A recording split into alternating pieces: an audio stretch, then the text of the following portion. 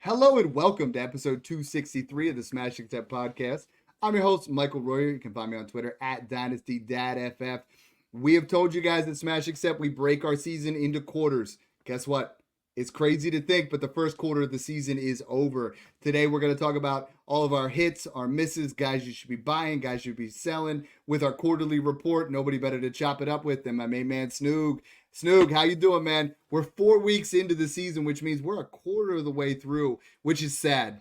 And it's Yeah, exciting, but sad. it's crazy. It's crazy we're already this far through, but I'm excited for this show because part of being just big and any sort of successful in this space is being transparent with yourself, your takes, your processes. Not everybody's right all the time. You have to be able to admit when you're wrong, see where you're wrong, and how you can adjust. I'm excited to kind of jump into some of our biggest misses, our biggest hits, guys we're buying low on, and kind of the process for that moving forward. Because a lot of teams are 4-0 and some teams are 0-4. I've had 0-4 teams win the championship. I've had 0-4 teams make the playoffs. I've also had 4-0 teams lose the rest of the season basically and not make playoffs.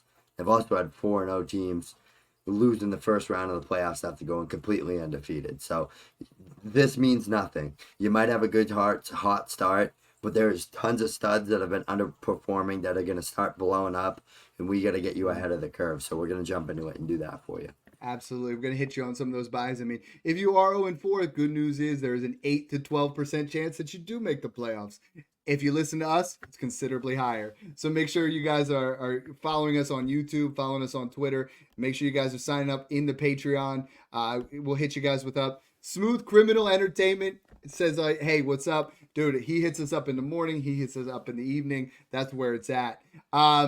I am excited to just jump into the quarterback position first because this is the position that we thought was going to be the most stable for 2024, and holy hell, it has been a train wreck. You know, the quarterback one at this point is Jaden Daniels, which we all were expecting that, right? He is the QB1 after 4 weeks, 3 boom weeks. Guy that I know, someone that was one of my biggest hits where it was like, we got to get Jaden Daniels. What's more surprising, Snoog, is you look at Lamar Jackson, who everybody was saying was a sell all offseason. He's the QB2. You got 2 rushing quarterbacks. Both of them have put up 3 boom weeks, 0 bust weeks. Daniels and Lamar look like they're both going to be top 3 or 4 rest of the season. Yeah, let's start off with one of my biggest misses, Jaden Daniels. I always thought he was a good player. I always thought he was overvalued. He was already being valued over guys like Brock Purdy, Dak Prescott, just these guys that have been elite pocket passers, producing at a high level in 6-point passing. I wasn't paying that premium because most of these rushing quarterbacks, especially coming in nowadays, are very raw. There's a lot of risk with them. We saw it with Justin Fields. We saw it with Trey Lance. We saw it with Anthony Richardson.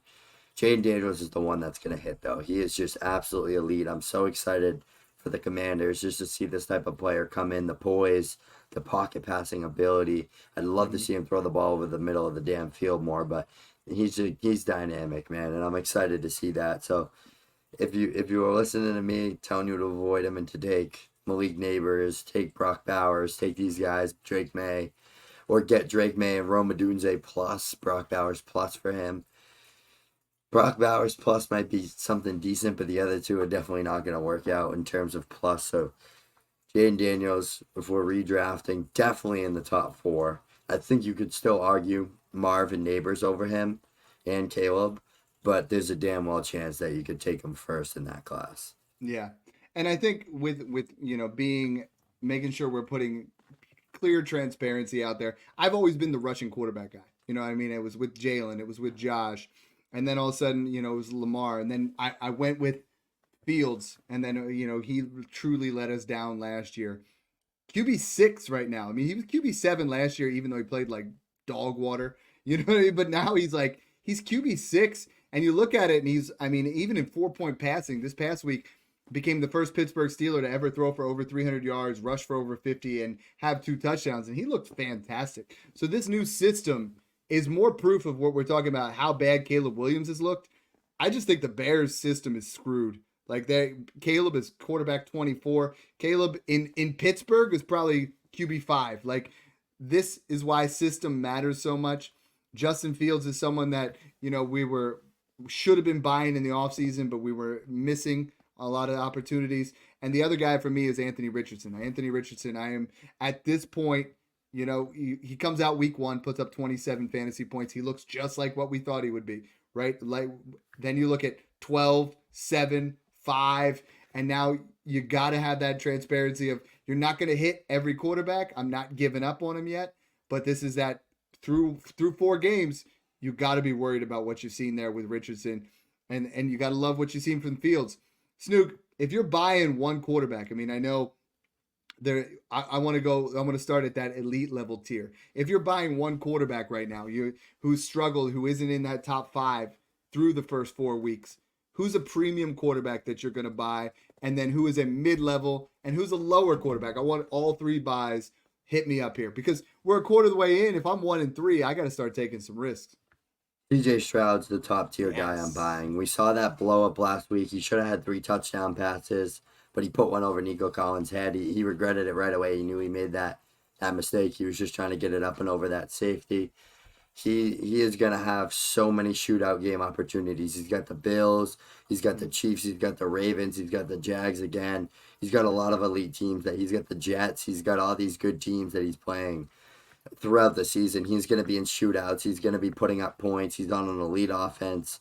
He's one of the best pure passers in the league right now. I think we're going to start seeing 260 to 300 yards a game, 2 to 3 touchdown passes a game. I'm really excited for CJ Stroud. I think he starts to put it together. I mean, they're trying new things on that offensive side. They got to go back to what was working last year. It's good to add in new things. Bring it back. You got Diggs. You got an elite separator there. You got Nico Collins and Alpha. Once you get Joe Mixon back, I mean, the offensive line has been absolutely atrocious. They're piecing things together, and they haven't been able to run the ball for shit. But once they figure those things out, wheels up for that offense. A mid-tier guy I'm buying. I almost don't want to call him a mid-tier guy, but he's playing like it right now, is Dak Prescott. I think Dak Prescott really starts to put it together because he usually starts off slow anyways. But, I mean, he's got an elite level wide receiver in CeeDee Lamb there. I think he's going to have some. I think he's got the Giants. He just had the Giants put up some good points on them. He's got a couple cupcake matchups coming up where he's just going to light up the scoreboard.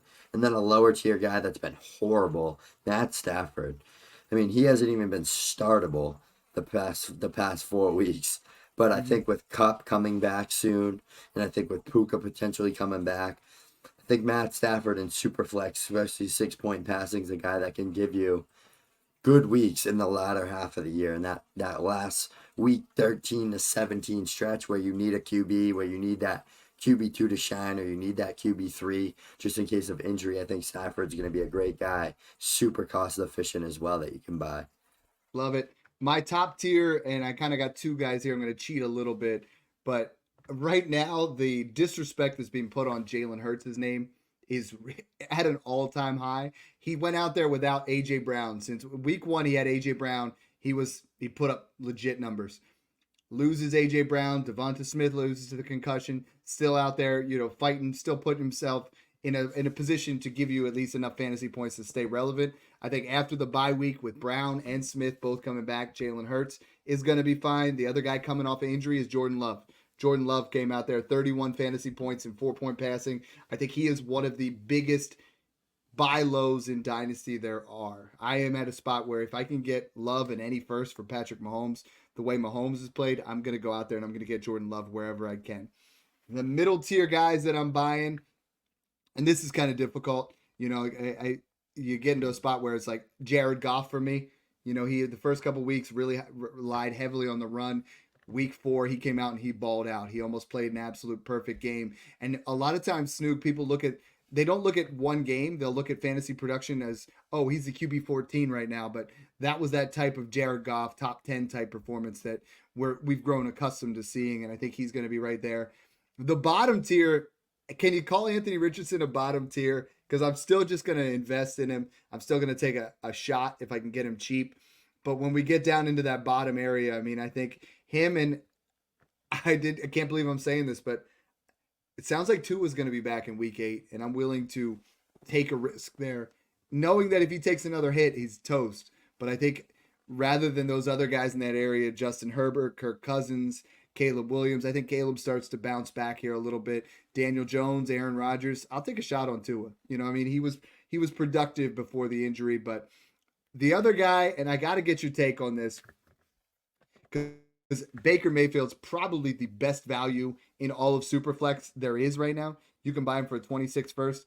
I want to talk real quick about Baker Mayfield and Sam Darnold, because if you need a plug and play, Sam Darnold has put up back to back to back 20-point fantasy performances in 4-point passing. Now he gets the Jets this week. So are you believing in Sam Darnold? Was this just Baker Mayfield and Sam Darnold were in the wrong system, in the wrong place to start, and then they go to this, both of them get new opportunities and both of them become QB1s?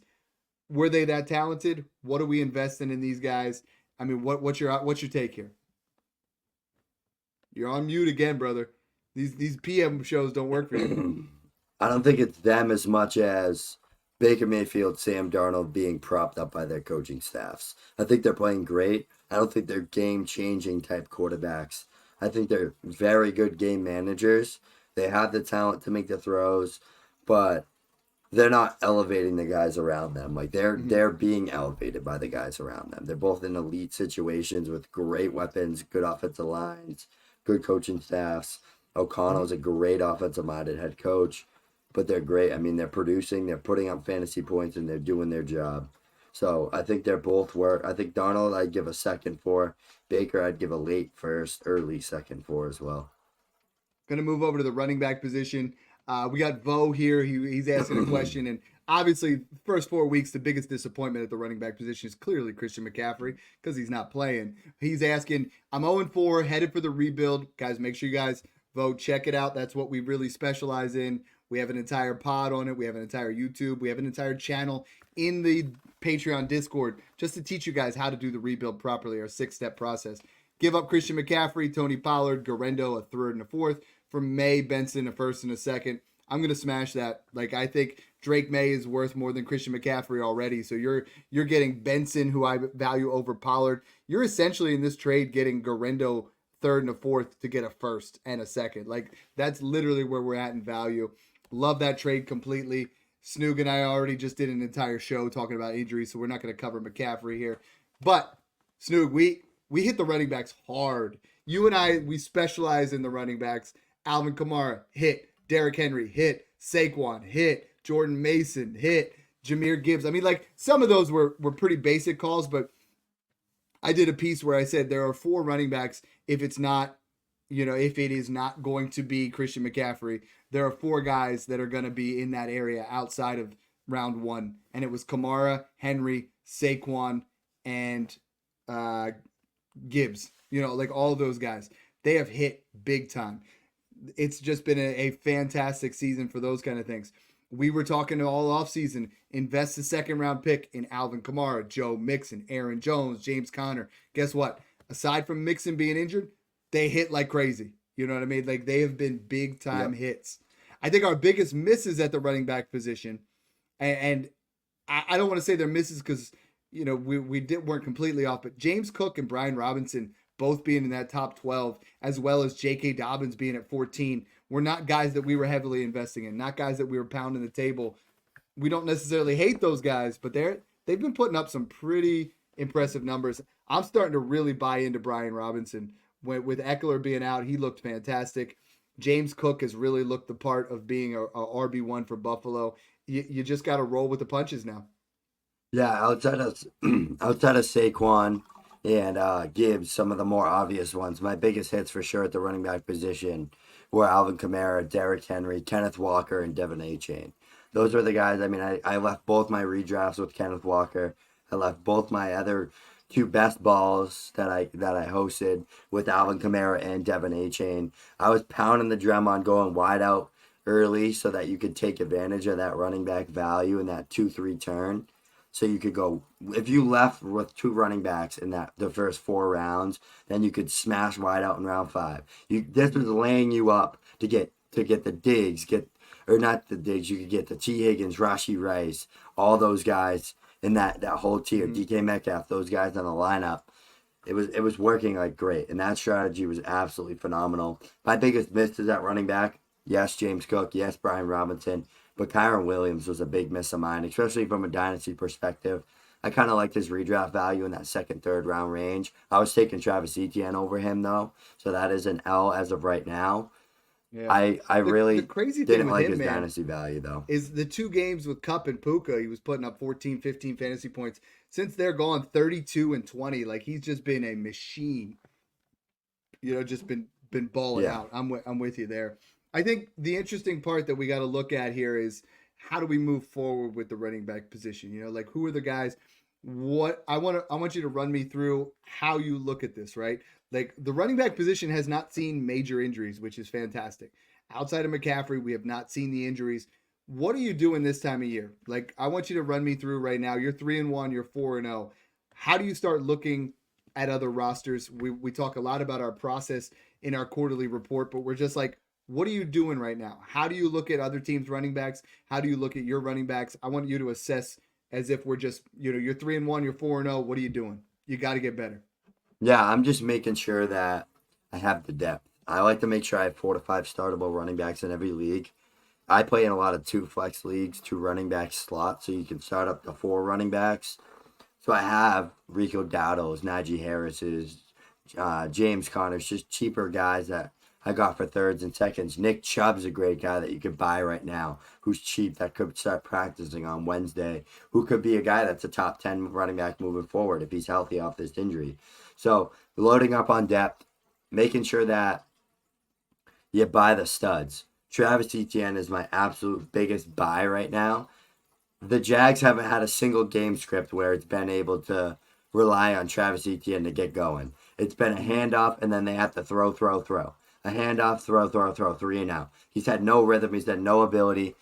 Tank Bigsby had one big run in the last game that Travis Etienne would have scored on, if we're being honest. Travis Etienne came out for a breather after getting 2 first downs before that, and then Tank Bigsby came in. The Texans absolutely blew a coverage. They missed a gap, and there was a wide open hole. I don't know how Tank Bigsby didn't score that, but Tank Bigsby's still an elite handcuff, so make sure you're loading up on those elite handcuffs as well. There's a lot of guys, Antonio Gibson, some of these cheaper guys that'll have upside if they play, but just make sure you have depth. Make sure that you're buying low on these workhorse studs, and make sure you're keeping an eye on game scripts and not box score watching. Make sure you're watching the games, figuring out why these players are putting up the points they are. Yeah, that's great analysis. And, you got to look at when somebody does that, like Tank Bigsby in the Patreon. I actually talked a guy into giving up Bigsby in a second for Travis Etienne. That's going to pay off real huge dividends by the end of the year. For me, I'm buying Devon A-Chain because Tua will be back. And when Tua's back, you look at what he did in those first 2 weeks, 23 and 29 fantasy points, as opposed to 6 and 6, 6.8 and 5.9. He's just sitting there as almost free value. Jordan Mason should be going for first round value right now, but he's not going to, just because all these people really want McCaffrey to come back. I think he's a low-key buy. Aaron Jones has been phenomenal. David Montgomery, I think, is my biggest dynasty buy, though, because you can get him for a mid-second. Right now, he's the RB9. Gibbs is the RB8. Start them both every week. Like, everyone keeps messaging me, hey, do I start Gibbs or Montgomery? Both. They're both top 10 running backs. They're both going to put up fantasy points. They're going to be super relevant. I'm buying Brian Robinson right now with Kenneth Walker coming back. I love Kenneth Walker. I'm going to buy Charbonnet for nothing because Charbonnet was putting up, he's the RB12 right now. And I know even the 2 weeks, this is something that we don't talk about enough. The 2 weeks where Kenneth Walker dominated touches, he still had 12 and 10 fantasy points. But the weeks when Kenneth Walker went out, Charbonnet put up 17 and 25.7. If either guy goes down to injury, the other one's going to be an RB1 for sure. So I think you buy the cheaper opportunity there. Yep. Tony Pollard's looks sharp. You can buy him for a second right now, and he's had 3 games over 15 fantasy points. Brian Robinson has been better than Bijan Robinson, which is just crazy because Bijan and Breece Hall are the biggest disappointments at the position right now. With Breece Hall right now, he had a great week 1 and 2. And 3 actually, but then he's been scoring and getting tons of receptions, so he's making up for it. But 3.8 fantasy points this past week. Bijan's just been flat. He's the RB20. What are you telling guys that have these two players? Are you panicking at all? Some people say, well, Braylon Allen's doing that at RB33. And then they're saying, you also have Tyler Algiers, who's been putting up those points. And I think you got to realize that Breece Hall and Bijan Robinson are supremely talented. They're probably the two most talented running backs outside of Saquon Barkley as a whole back and Christian McCaffrey. I got to be buying right now. Like, there's no reason that people should be hitting the panic button, but I'm seeing it. I'm seeing people just say, oh, well, it was kind of a fluke. That Jets offense pisses me off more than any offense at all. You see Garrett Wilson, he's out there saying, dude, let's change things up. Let's make some adjustments. And I think both these guys, if you can get either of them, you still do it, right? There's still Gibbs is in that same tier. A-Chain, all four of those guys, if you can get them, get them. There's just no other way to say it. Yeah, Breece and Bijan holds and redraft, unless you could tear off somehow to like an Aaron Jones or a Joe Mixon or one of those guys and get a good plus on top, like another stud, like a guy that, like a stud wideout. Yeah, it has to be an elite one, though. It has to be a deal that you're getting a 2-for-1 where you're winning that for face value. But in Dynasty, some good moves that you can make that I've been seeing people make in some of my leagues, getting an Aaron Jones, getting a James Conner, getting a Derrick Henry, getting a Joe Mixon, and a first or two on top. That's a very doable deal that you could get for a Breece or a Bijan, or getting Kamara first in someone. Like a deal like that, I would like to do. Tearing off, adding future value, getting a 25 first in a stacked running back class, having the chance to not replace a Breece Hall or a Bijan, but get a Kenneth Walker, get a Jonathan Taylor from that class, get an Alvin Kamara that's producing at an RB1 overall level. Those are the type of moves that you got to do with those type of running backs if you're going to tear off in Dynasty. But from a redraft perspective, especially with Bijan, you're probably holding. So from the 1-2 or the 1-3 or the 0-4 team, you're starting to think about rebuilding. This is that time where you have to tear up a little bit. You have to say, you know what? I'll give you Jerome Ford in the third for a second because you have David Montgomery off this week. Boom. He thinks he's getting a starter. You sell him into that area. Chase Brown had that big game this past week with 23 fantasy points. Chase Brown in the third for a second. Process over results when you're talking rebuilding. If you can take any of these, Justice Hill's been playing well. Justice Hill in a fourth for a pair of thirds. You do those things. Devin Singletary in a third for a second. You just try to make these moves. I love Zach Moss. Zach Moss has been playing really well, but if I can pair Zach Moss in a second for any first, and a lot of times I don't even care if it looks like it's a early second and a late first, because the difference sometimes can be 107 versus 202. And if you tell me you could trade Keon Coleman and Brian Thomas Jr. Thank you. Even Zach Moss makes that difference, because I said that to a guy in the Patreon. He's like, but that's probably the 201 because I'm rebuilding. But you gave up Zach Moss and you moved up to 107, which would have been Brian Thomas Jr. or Rome Odunze instead of Keon Coleman or Trey Benson. There's a big difference between 107 to 110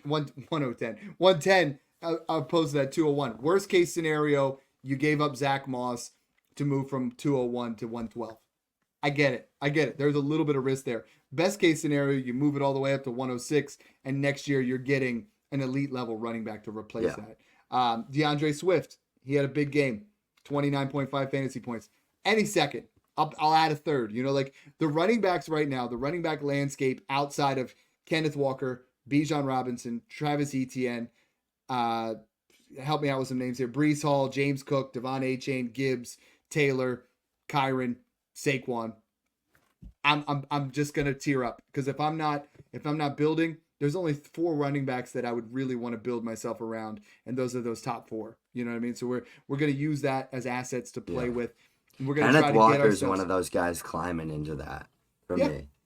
Not even because of the game that he just had. I just loved him going into the season. Love that he had got a coaching staff that finally is going to use him as a pass catcher. I mean, he had 4 or 5 receptions last night. He could have had more too if Geno didn't bomb one over his head. So this is like the type of things that you want to look for, as a new coaching staff can really unlock a player. And they're unlocking Kenneth Walker, and we're seeing that. He's averaging 26 points per game in 2 games. Small sample size, but he's cooking. Super Hot wants to know, he just got a trade prop: Montgomery, Ayuk, and Garrett, or Jacobs, DJ Moore, and Deontay? Garrett side, easy. Yo, you see that DJ Moore jersey over there? It's time to give it away. All right. We had over 250 entries into our Smashmore September. We have picked out a winner. My kids always just pick them out of a hat. We just play around with it. My man Rock Goon, you are the winner of the DJ Moore autographed jersey from Pristine Auction. It is beautiful. The signature is fantastic. Certified from COA from JSN. That's not Jackson Smith and Jigba, but that is going to be an awesome thing for your wall. Hopefully, it looks good on mine. I kind of want to keep it, but that's I'm on that same side as you. You know what I mean? That's where we're gonna go. Let's talk about the wide receivers now. There's a guy that you kind of hit on. I think you might have even been a little low because the wide receiver one in fantasy right now is Malik Neighbors. Okay, we said Jaden Daniels. He's the QB1. Malik Neighbors, take a bow. He is the wide receiver one. He is untouchable in That's Dynasty. You look at 3 straight games over 23 fantasy points. I think you absolutely killed it on that, and we were still too low. The number 2 guy was a guy that I was all over, Nico Collins. Huge. He has been phenomenal. You know, Justin Jefferson at 3, Jaden Reed, a guy that you and I were both propping up. He's a wide receiver 4. I mean, it's just been a very interesting start to the season. But you see, I mean, Rashee Rice has been phenomenal before the injury. CeeDee Lamb, Jamar Chase, and Jefferson are making their way back up to where they belong. Jefferson's at 3. You know, this is going to be a really fun wide receiver room the rest of the year. Brian Thomas Jr. is one that you and I hit big time on, you know, throughout the draft process. You look at this, you have 3 wide receivers in their rookie year in the top 15. Like this is the new, this class is phenomenal. Last class was phenomenal. It's just a new way to play the NFL. Yeah, exactly. I love this rookie class. I mean, I loved BTJ. I love Neighbors. Such a fun class. One guy that I want to talk about that I missed on, not necessarily because I was out on. I just forgot about him, didn't care for him, didn't target him anywhere. But I did get him in 2 dynasty leagues for depth with seconds. And that's Chris Godwin. And he's a guy that we really got to look at and start taking into account going into the year. Listen to what these coaches are saying. Look at the previous coaching staff. Look at the new coaching staff. Look at what they've done in the NFL, if they've been at NFL OC or head coach, and what they've done with their wide receivers from that perspective. They're absolutely utilizing Chris Godwin out of the slot again.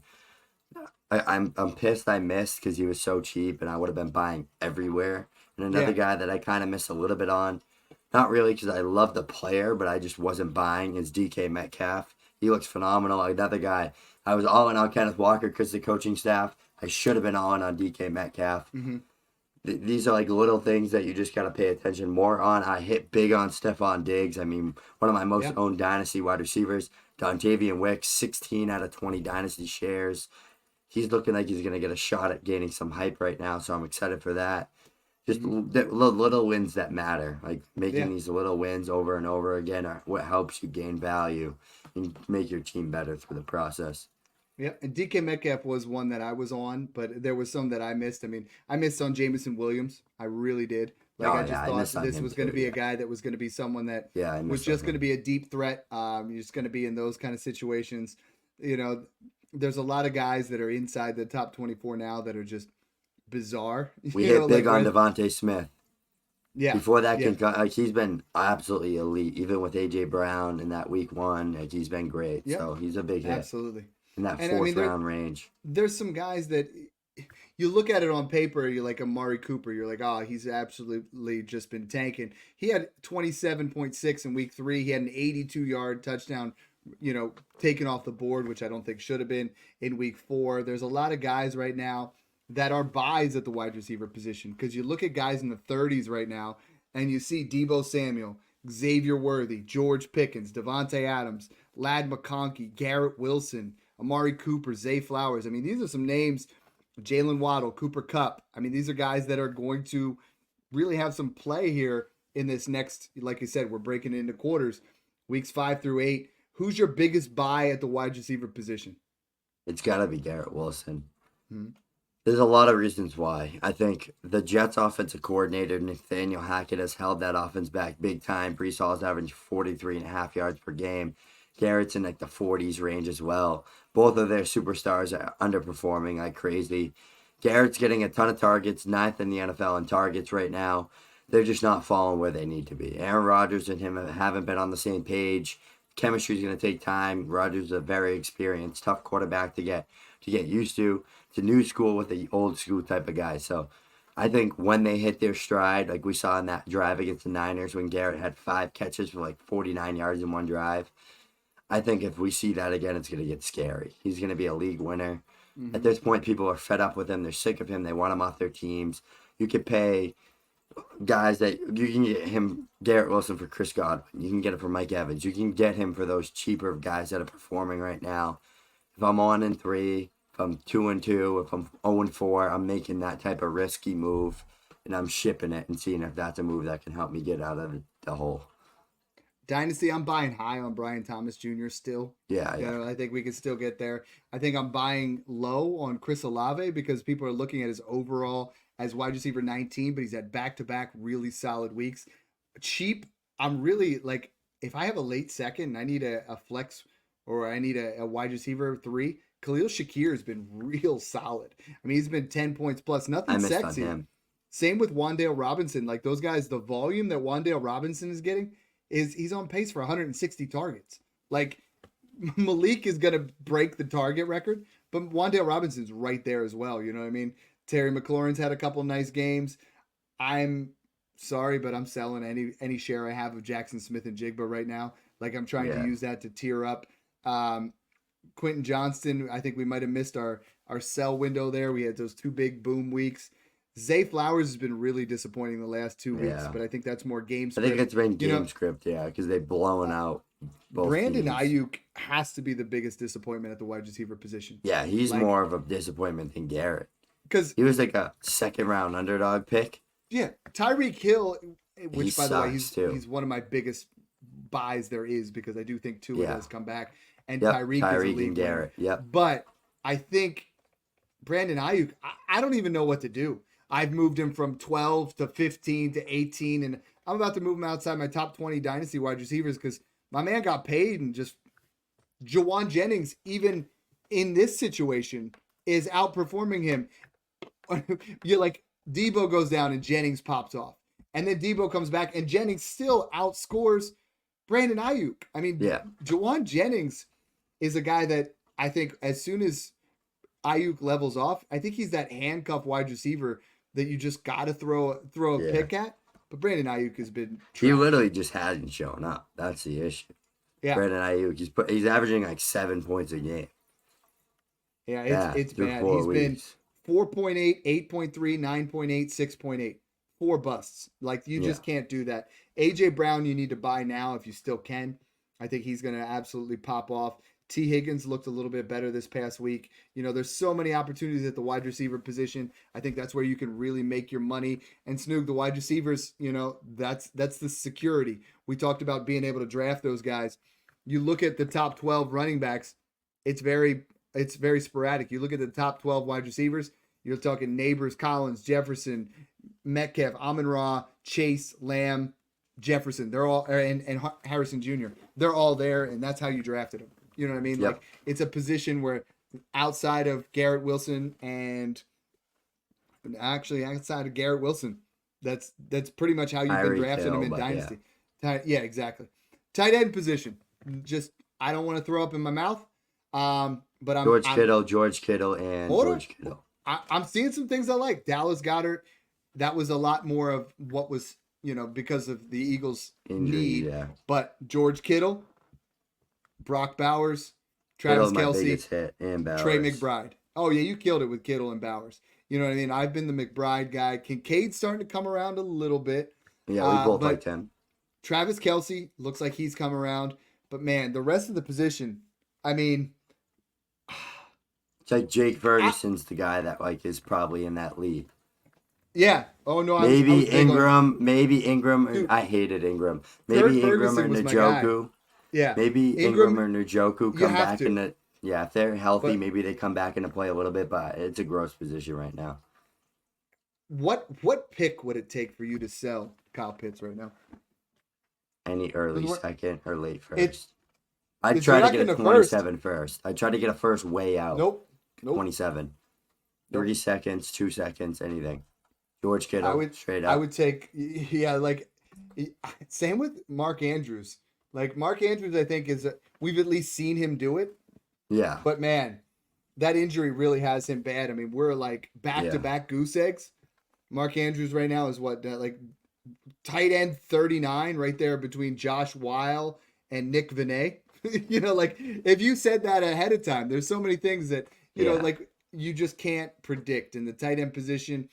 That's why I said I told you I have that bully team now that has Bowers, Kincaid, and Kelsey. Trying to get Kittle everywhere. If you can add a second, and this is what sometimes you got to just take that. You got to polish up that turd sandwich of Kyle Pitts or Mark Andrews, and you got to just make it look a little bit more attractive. Give a Yeah, wide get him off receiver your that, team. yeah, just find a way because you're just gonna feel better.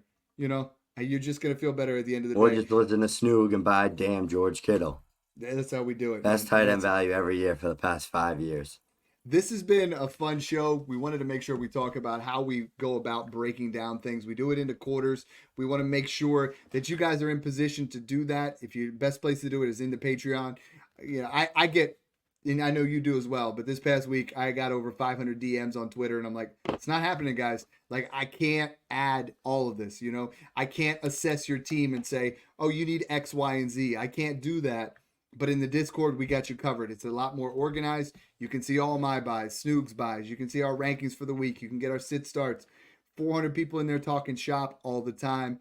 And I think it's really the best value there is on as far as Discords on Twitter. Like it is really priced appropriately so you guys can absolutely smash your leagues. And I think right now people are going to really start diving into what they need to do in Dynasty. You're 0-4. All right, do I have what it takes to push for the playoffs, or am I rebuilding? Snoog and I'll help you with that. And Snoog set it up for it's absolutely just perfect inside there. Things look great. Everybody's talking shop. Best place to be. Absolutely. That Discord is absolutely kicking. I added in some very sharp minds into that chat. So we're good to go in there. I check it multiple times a day. Dad does as well. We help with trades. We help with advice. We help with everything. Roster construction, redraft stuff, start sits, all the good stuff. Just since we started this podcast, we're looking at 30 some DMs just since we started this. You know what I mean? Wow. And like, there's guys that are asking questions in there, and we didn't even get a chance to answer them. Like right now, he said 2 different 4-0 teams. One has London, the other has Ayuk. Should I be selling or holding? I'm holding London, and I'm selling Ayuk. We got B. Russ is in there. He said he's 1-3, or 1-3, 8th place right now, 3rd in points 4. Blow it up. I have AJ Brown and Waddle. Sometimes you just got to be patient, man. Like Yeah. that's kind of where we're looking at things. I will make sure I get to all of those. We did not get to answer everything. Make sure you guys check out episode 262, Rashi Rice trades, all the different injury advice. Hit us up on Twitter. Check us out on YouTube, and make sure you guys enjoy the process. Now go drop off some Cosby kids.